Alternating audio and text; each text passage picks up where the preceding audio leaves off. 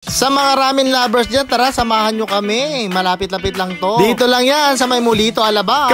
Crave na kasi ako dito. Yun, oh. Dito na ngayon tayo. Grabe, gutom na kami. Sana wala pang masyadong pila. 1, 2, 3!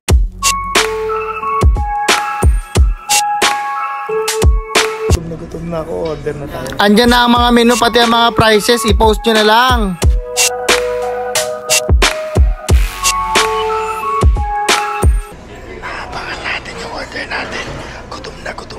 Siyempre, dapat ang orderin natin yung best seller nila. Yan yung shoyu.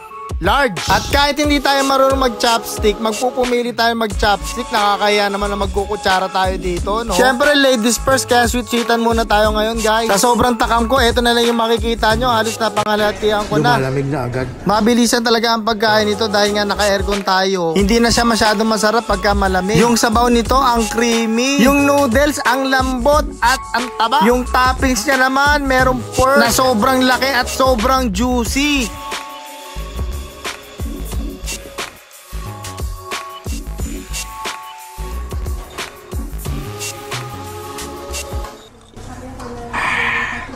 Umorder din nga pala tayo ng karaage. Ayan, hindi natin makuha-kuha kaya tinusok ko na lang. Lagi extra rin ako ng mga pork kanina pero hindi nyo na nakita sa sobrang bilis ko kumain. Ang sarap-sarap!